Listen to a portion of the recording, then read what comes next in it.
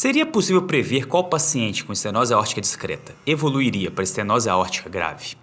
O formato ecocardiográfico do jato ejetivo pode nos dar algumas dicas? Esse é o Clique Valvar Academy, insights diretos e práticos para você aplicar no seu dia a dia.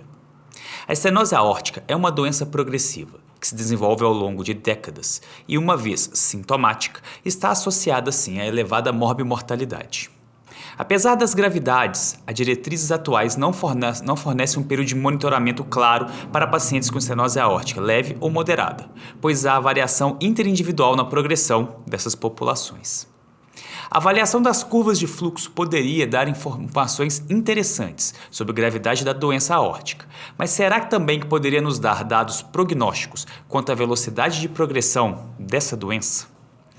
Com base na forma desta onda, levantou-se a hipótese de que a aceleração do fluxo, que nessa válvula aórtica, seria aumentada no estágio de estenose leve, onde começa a limitação da abertura valvar.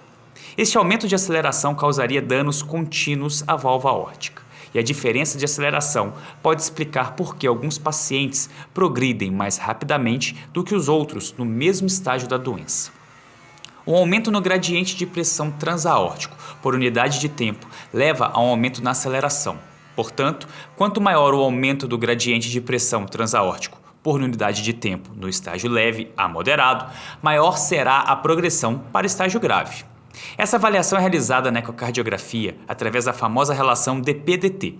Em um acompanhamento de um pouco mais de 2 anos e meio, valores dessa relação acima de 600 mm de mercúrio por segundo esteve significativamente associada a riscos de progressão para estágio grave, independentemente de outros potenciais fatores de progressão. Os parâmetros ecocardiográficos, em particular a velocidade máxima e o gradiente médio iniciais, estão associados com o risco de progressão para estenose aórtica grave e são cruciais para os algoritmos de vigilância atualmente recomendados.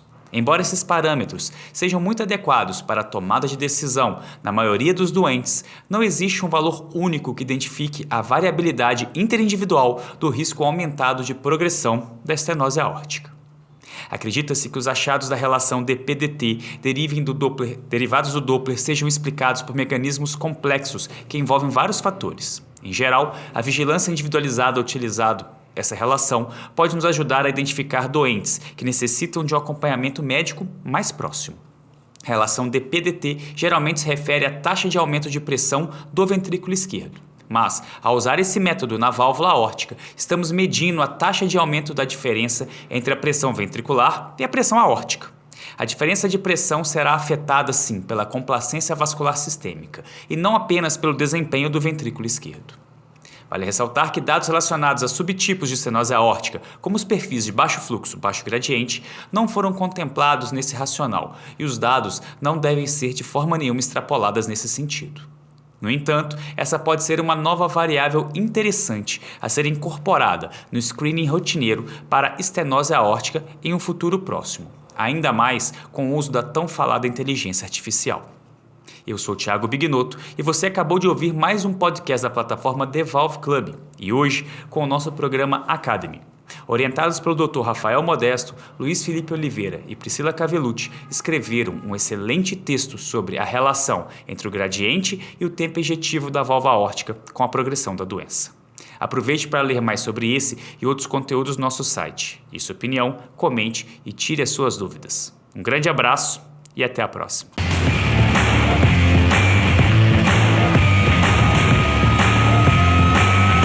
Valvecast.